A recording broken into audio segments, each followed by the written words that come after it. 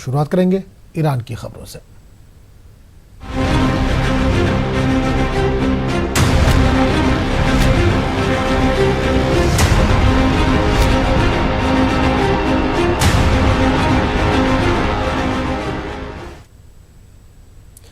Iran ने इंतकामी कार्रवाई की है। इसने अमरीकी जारहियत का जवाब दिया है। ईरान ने इराक में कम से कम 2 अमरीकी ठिकानों पर मिसाइल की बारिश की है। 1 दर्जन से ज्यादा मिसाइल दागे गए हैं। एरबल और अल असद में अमरीकी अड्डों को नुकसान पहुंचाया गया है, निशाना बनाया गया। ईरान के पासदारान इनकलाब का कहना है कि हमला जुमे के रोज सुलेमानी के हलाकत का बदला था। याद रहे कि 5 जनवरी को इराक के पार्लियामान ने अमरीकी फौज के मुल्क से इनखला से मुतालिक एक करारदाद को मंजूर किया था, जबकि अमरीकी सदर ने ऐसा करने पर इराक पर सख्त पाबंदियों की धमकी दी थी।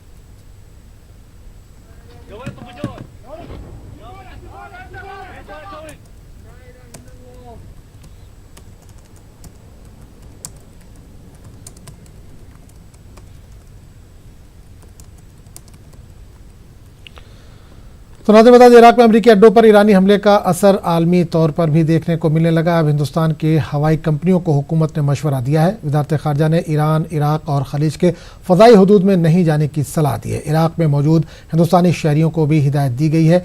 इनसे कहा गया है कि इराक के अंदर सफ़र करने से वो परहेज़ करें, गुरेज करें। उधर हैदराबाद में कायम अमरीकी कौंसल खाने पर भी सिक्योरिटी को सख्त कर दिया गया है। और इस पूरे मामले पर बात करेंगे। हमारे साथ दिफाई उमूर के माहिर के सिन्हा साहब जुड़ रहे हैं।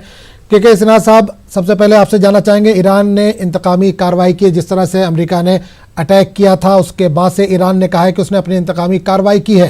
किस तरह का माहौल आप देख पा रहे हैं पूरे खित्ते में, अगर हम बात करें तो? आजू साहब, ये जो माहौल बना है ये एक बहुत ही वॉलेटाइल है, जिसको कहते हैं brink of war, brink of world war की तरफ ये एक्चुअली है। तो आज पूरा विश्व देखिए कि केवल वेस्ट एशिया में ही नहीं, या हम लोग कहते हैं गल्फ के इलाके में या मिडिल ईस्ट की बात करते हैं, ये एक ऐसा जो वाकया किया है अमेरिका ने। मेरे ख्याल से डोनाल्ड ट्रंप ने एक बहुत बड़ी कहते हैं कि आप गट फीलिंग के ऊपर कार्रवाई कर गए। आपने ये नहीं आका कि ये आप सुलेमान की जो है कासिम सुलेमानी, ये एक ऐसे बड़े शख्स थे उस इलाके के लिए, पूरे मिडिल ईस्ट के लिए। आप उसके ऊपर हाथ डाला है, आपने ऐसा हाथ डाला। और आज ईरान, मैं आपको ये बताता हूं कि ईरान किसी भी हालत में क्यों पूरा का पूरा पोलराइजेशन ईरान की तरफ होने वाला है। ये सिया सुन्नी की लड़ाई नहीं है। आज देखिएगा सिया सुन्नी की, ये उन्होंने सोचा था शायद कि सिया है सुन्नी को डिवाइड करेंगे। जिस तरह से इराक के पार्लियामेंट ने कहा है कि अमेरिका के पूरे ट्रूप को बाहर जाना होगा, कि वापस जाइए। ईरान और जिस तरह से डोनाल्ड ट्रंप धमकी दे रहे हैं कि आपके 52 जो आपके हिस्टोरिकल कल्चरल जो साइट्स है उस पर अटैक करेंगे। अमेरिका के अंदर डिवाइड है लोग। माइक पॉम्पियो कहते हैं सेक्रेटरी स्टेट्स की नहीं, हम लोग नहीं करेंगे। ये डिवाइड मेरे ख्याल से डोनाल्ड ट्रंप ने गट फीलिंग में किया है। वॉर गेमिंग करते तो ये कभी भी नहीं होता। पेंटागन यदि वॉर गेमिंग करके करती गट फीलिंग के ऊपर कार्रवाई।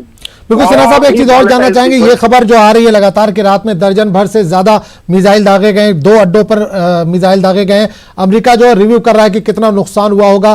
काफी वक्त गुजर चुका है लेकिन अभी तक कोई खबर निकल के नहीं आ पा रही। क्या अंदाजा लगाया जा रहा है, क्या अमेरिकी पहले से अलर्ट रहे होंगे, क्योंकि ईरान ने पहले से ही धमकी दी थी कि वो बदला लेंगे, या नुकसान ज्यादा हुआ होगा? देखिए, नुकसान तो बहुत होगा और नुकसान ज्यादा हुआ होगा। इसके पहले भी जो 2 मिसाइल गिरे थे उनके ग्रीन जोन में गिरे थे। ग्रीन जोन वो इलाका होता है अमेरिका के जो कैंप्स हैं, वहां पर उन्होंने जो अपने 5000 ट्रुप्स लगा रखे हैं। जी।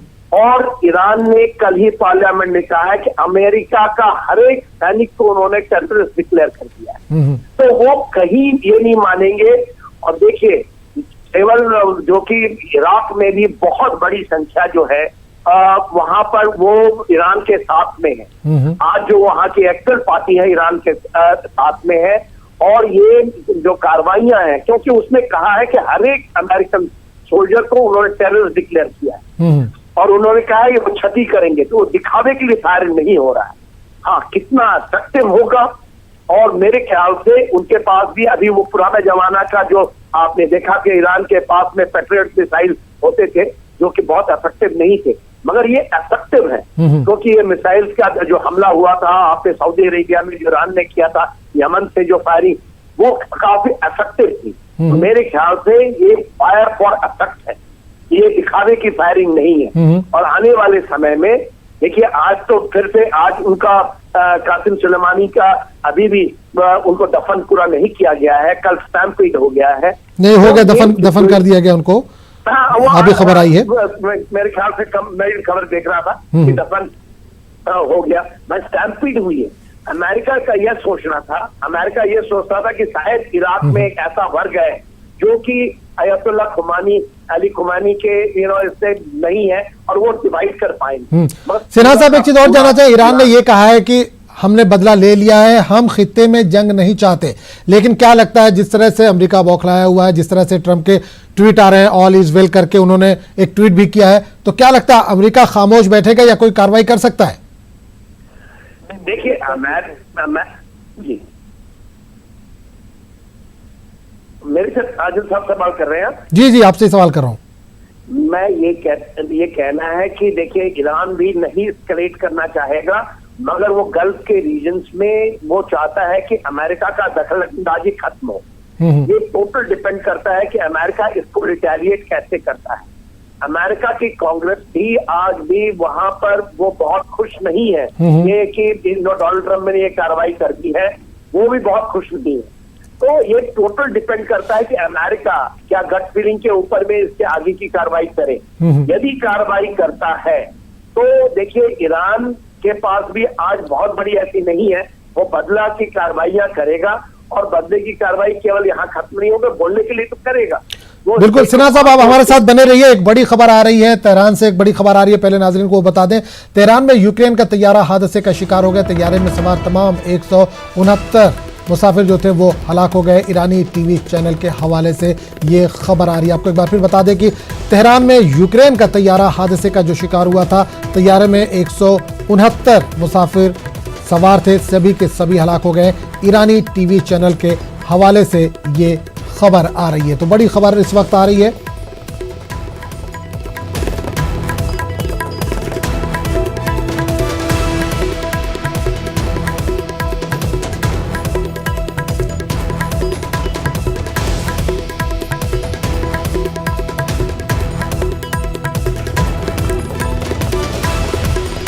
तो बड़ी खबर आ रही है, तेहरान में यूक्रेन का तैयारा हादसे का शिकार हो गया, तैयारे में सवार तमाम 169 मुसाफिर जो थे वो हलाक हो गए। ईरानी टीवी चैनल के हवाले से ये खबर आ रही है। शैलेंद्र हमारे साथ जुड़े हुए हैं। शैलेंद्र, इससे पहले भी हमने बात किया था तेहरान के जो तैयारा उस ताल्लुक से हमने बात की थी, तो क्या वाकई ये हादसे का शिकार हुआ होगा या ईरान ने इसको मार गिराया होगा, क्योंकि पहले ही कह रहा था फजाई हुदूद से नहीं गुजरने दिया जाएगा?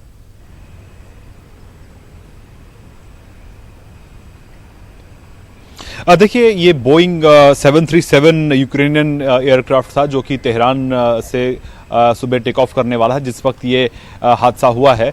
हालांकि अब तक ये साफ नहीं हो पाया कि इसके पीछे कारण क्या है। आपको बता दें कि जिस तरह से कल आज सुबह ही जिस तरह से ईरान की तरफ से इराक में मिसाइल दागी गई हैं अमेरिकन फोर्सेस के बेसिस को लेकर, 2 बेसिस को निशाना बनाया गया, तो उसके बाद कहीं ना कहीं माना जा रहा था कि इसके जो एयर स्पेस इस पूरे इलाके का है, खासतौर से ईरान के ऊपर का जो एयर स्पेस है, वहां से सुबह से ही फ्लाइट जो है वो डाइवर्ट होने लगी थी। उस एयर स्पेस से बचते हुए माना जा रहा है कि उस स्पेस को यूज नहीं करने का सुझाव दिया गया है बहुत सी एयरलाइंस को, और ये भी कहा जा रहा है कि जल्द ही भारत की तरफ से भी एक नोटम जारी किया जाएगा ताकि एयरलाइंस जो है, इंडियन एयरलाइंस जो है वो एयर स्पेस को अवॉइड करें, क्योंकि जिस तरह से कॉन्फ्लिक्ट लगातार बढ़ता नजर आ रहा है। तो ऐसे में फिलहाल जो ये क्रैश हुआ है जिसमें जैसे आपने बताया कि 140 लोगों की मौत इसमें हुई है, तो ऐसे में इसके पीछे कारण क्या है? हालांकि ईरानियन टीवी ये बता रहा है कि ये टेक्निकल स्नैग था जिसके कारण ये हादसा हुआ है, लेकिन जिस तरह के हालात बने हुए हैं इराक और ईरान इस पूरे रीजन में, तो ऐसे में अभी ये कहना थोड़ा जल्दबाजी होगा, क्योंकि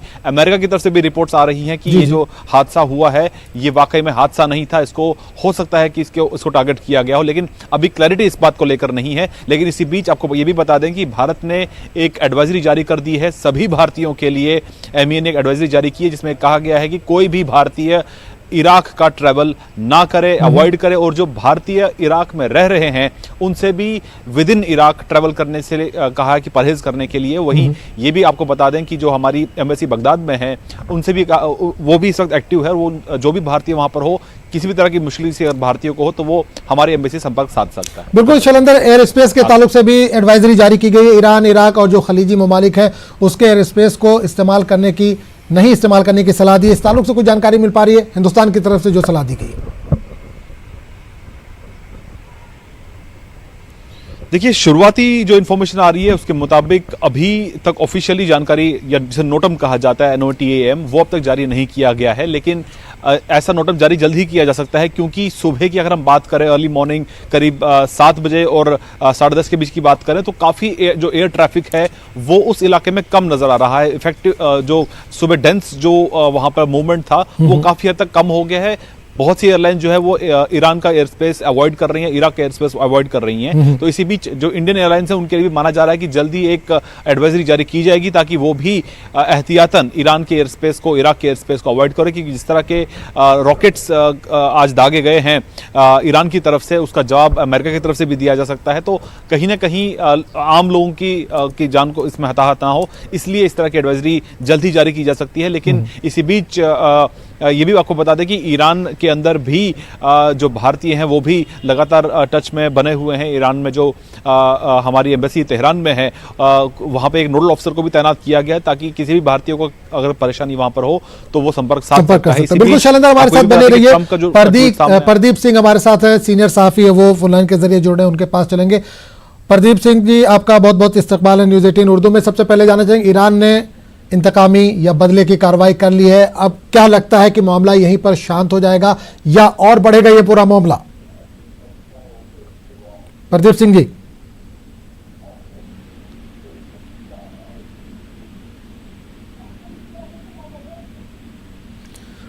प्रदीप सिंह जी, अगर आवाज आप तक हमारी पहुंच रही है तो ईरान ने इंतकामी कार्रवाई कर ली है। 2 बेस कैंप पर उसने रात में निशाना साधा है, दर्जन भर से ज्यादा मिसाइल दागे हैं। क्या लगता है मामला यहीं पर शांत हो जाएगा? अमेरिका क्या खामोश बैठेगा?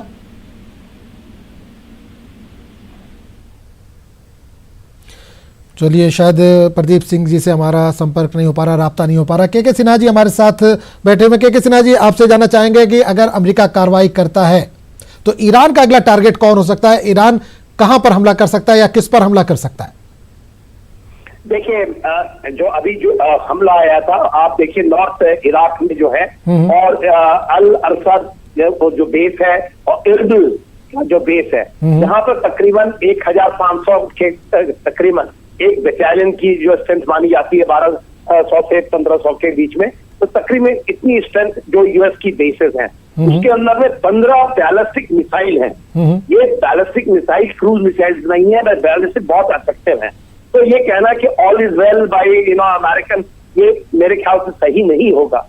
यदि अमेरिका कोई कार्रवाई करता है कि अमेरिका जरूर कोई रिटेलिएटरी कार्रवाई करेगा, तो आप ये मान के चलिए कि केवल ये इराक में सीमित नहीं रहेगा।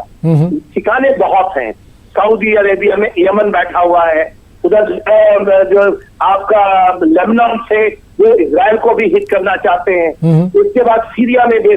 देखिए, अमेरिका के लिए जहां भी उनके ट्रुप्स हैं इस इलाके में, और सऊदी अरेबिया में उन्होंने, तो वहां से कुछ लोगों ने निकालना भी शुरू किया, जैसे जर्मनी अपने ट्रुप निकाल रही है जी जी, और उसको यहाँ रिलोकेट कर रही है। अमेरिका का भी एक पेंटागन का लीक हुआ था मेमोरेंडम, जिसमें कहते हैं कि अनसाइंड है, माइक पॉम्पियो कि अनसाइंड है, वो करेक्ट नहीं है, वो भी वहां से अपने ट्रुप को निकालना चाहता है।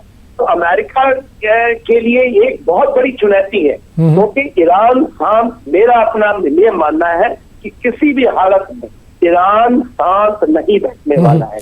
नहीं, लेकिन सिन्हा साहब, एक चीज और बयान हमने देखा, जो ट्रंप का बयान है, उन्होंने कहा कि अमेरिका जो है वो सुपर पावर है, वो कुछ भी कर सकता है, वो उतनी जल्दी खामोश बैठने वाला नहीं है। $200 बिलियन उसने अपने फौजी हथियारों पे या इक्विपमेंट पे खर्च किया है, तो वो कहीं ना कहीं उसका इस्तेमाल करेगा। आप देखिए आजम साहब, ये अच्छी बातें हैं, सब जानते हैं कि एक सुपर पावर है, $20.5 ट्रिलियन की इकोनॉमी है उसकी, विश्व में सबसे, और ईरान कहीं भी उसको मैच नहीं करता। मगर परिस्थिति वैसी नहीं है।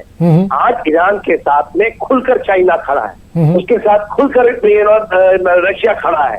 अभी थोड़े दिन पहले 20 दिन पहले एक ज्वाइंट एक्सरसाइज हुई है उनकी। और देखिए भारत के लिए जब हम लोग बात कर रहे हैं, मैं जब आपकी समीक्षा करता हूं तो ये भारत के एंगल से जब समीक्षा, हमारा बहुत बड़ा वहां पर स्टिक लगा हुआ है। हमारे 40 मिलियन आपको सब ये भारतीय रहते हैं इस पूरे गल्फ के इलाके में। जी जी। इसके अलावा 4 बाहर में हमारा बहुत बड़ा स्टेक है। आज हम न्यूट्रल पोजीशन अख्तियार किए हुए हैं। यदि अमेरिका इन चीजों को, अमेरिका हमारे पर भी डिपेंड कर रहा है, मगर धीरे धीरे पोलराइजेशन पूरे के पूरे ईरान के फेवर में आएंगे। जी जी। बिल्कुल ईरानी फौज को आप कितना ताकतवर मानते हैं? कितने इक्विपमेंट उनके पास हैं? क्या वो मुकाबला कर सकते हैं अमेरिका से? देखिए ईरान के जो कन्वेंशनल फोर्सेस हैं, आर्मी नेवी है, वो कहीं मुकाबला नहीं, मगर जो रेवोल्यूशनरी गार्ड है, जो रेवोल्यूशनरी गार्ड के अंदर में खास करके जिसको ये जल सुलेमानी लीड कर रहे थे, अब जब उसकी आप बात करेंगे IRG का जो सबसे बिल्कुल सिन्हा साहब, आपको यहाँ पर रोकना चाहूंगा। बड़ी खबर इस वक्त आ रही है, इराक में अमरीकी अड्डों पर ईरान का जो हमला हुआ है, हमले में 80 अफराद के मारे जाने की खबर आ रही है। जराए के हवाले से ये खबर आ रही है। इराक में अमरीकी अड्डों पर ईरान का जो हमला हुआ है, जो इसने हमले किए हैं, मिसाइल से हमले किए हैं, तकरीबन 1 दर्जन मिसाइल से हमले किए गए। इसमें 80 अफराद के मारे जाने की खबर आ रही है। हालांकि जराए के हवाले से ये खबर आ रही है, लेकिन 80 लोगों के मारे जाने की खबर है। हमारे साथ के सिन्हा साहब लगातार जुड़े हुए हैं। के सिन्हा साहब, बड़ी खबर है।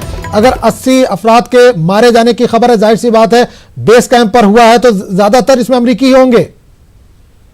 हाँ, ये जाहिर है कि ये अमरीकी बेस है तो यहाँ पर अमरीकी होंगे। इसके पहले भी इजराइल ने 2 दिन पहले जो उसने अटैक किया था कीनिया में, जो अमेरिकन एंड कीनियन बेस है, वहां पर भी 5 लोग मारे गए थे।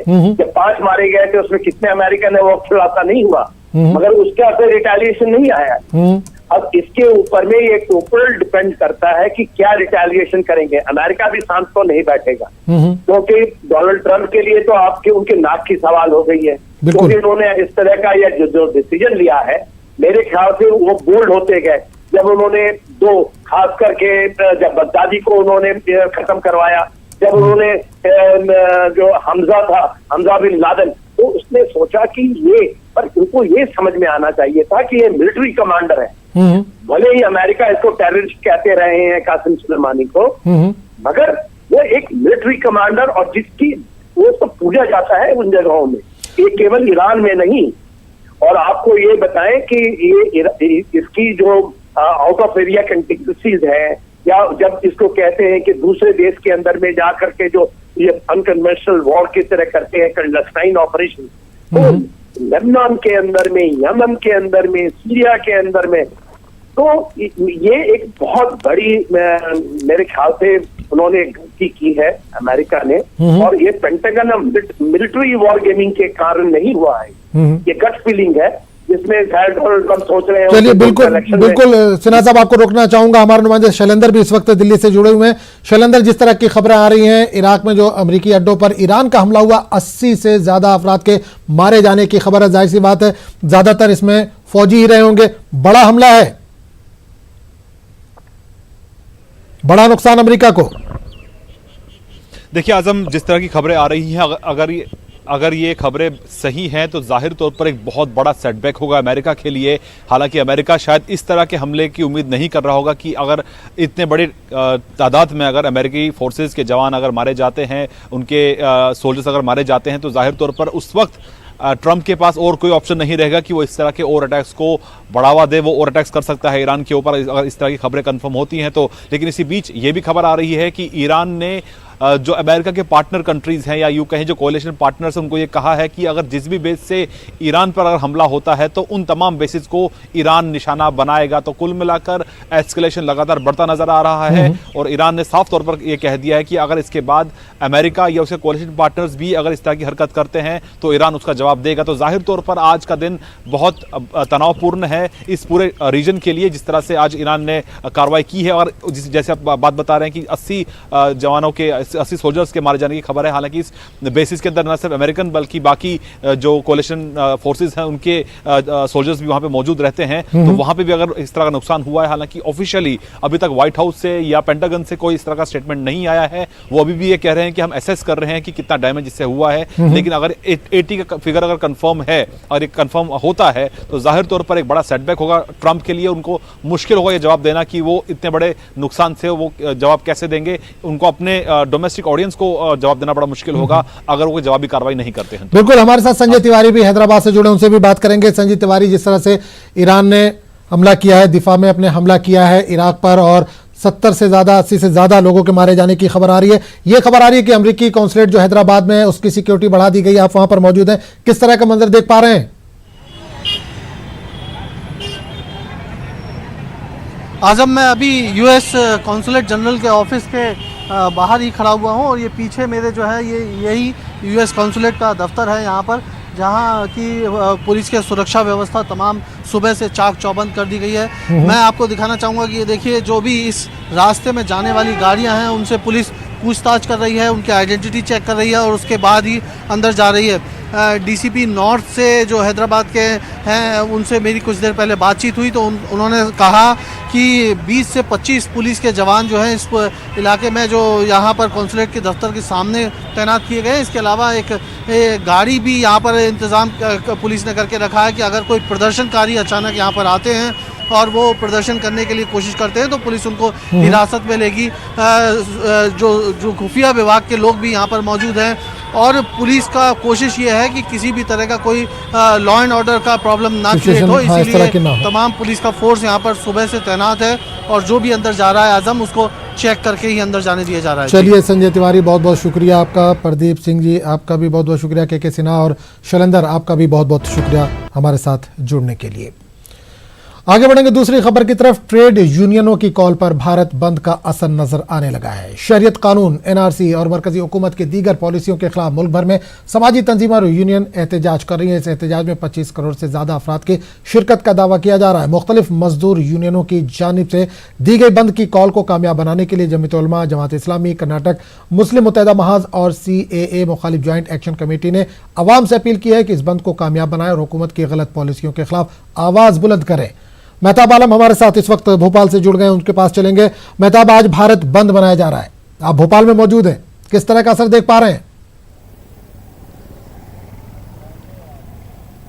आदम, हम बता दें कि भोपाल के साथ पूरे मध्य प्रदेश के अगर 52 जिलों की बात करें तो मिला जुला असर सुबह से देखने को मिल रहा है, क्योंकि जहां पर CAA को लेकर, NRC और NPR को लेकर भोपाल में इकबाल मैदान में जो है पिछले 10 दिनों से सत्याग्रह जारी। वहीं पर हम देख रहे हैं कि बंद को लेकर जो है जमीयत उलमा की बात करें या जो तंजीमों की बात करें, ट्रेड यूनियंस की बात करें, तो सब जो है सड़कों पर निकल चुकी हैं। और जो अगर बैंकों की बात करें तो सुबह से बैंक भी बंद है, लोग जो है इसको कारोबार को लेकर परेशान है। कुछ जगह पर मंडियाँ और कुछ बाजार ज़रूर खुले हुए हैं, लेकिन जैसे जैसे दिन निकलता जाएगा हमें उम्मीद है कि इस पर बंद जो है जो जुज़वी तौर पर भी नजर आ रहा है, इसके असर और भी देखने को मिलेंगे।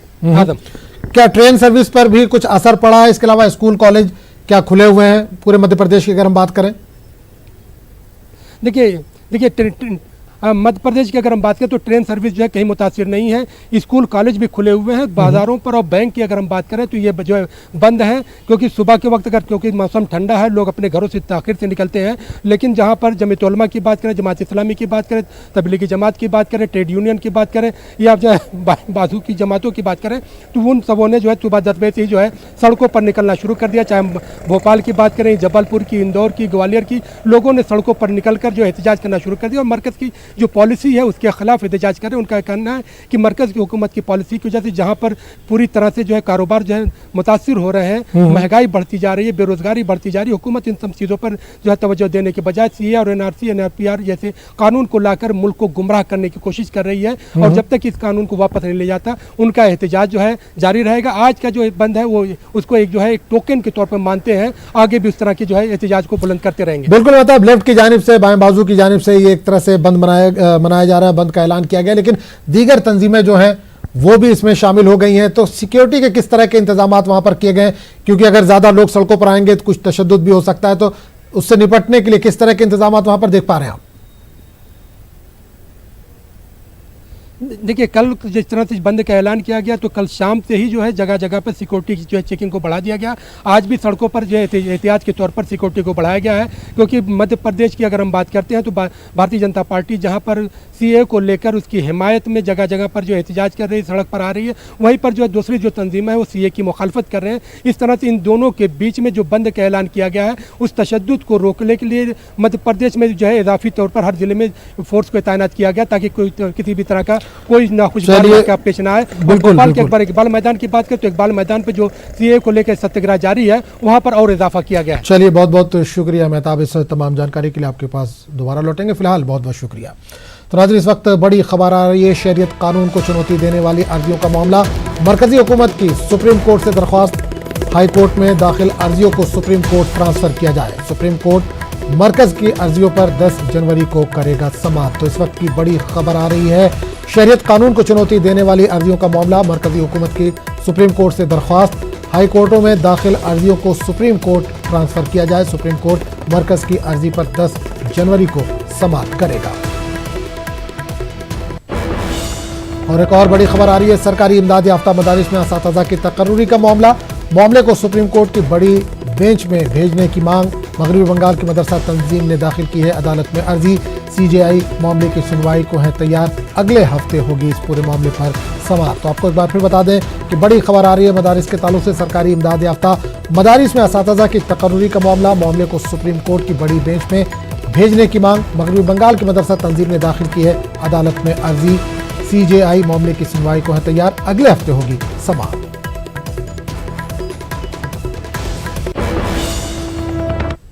बुलेटिन में फिलहाल इतने, अगले बुलेटिन में आपसे फिर मुलाकात होगी।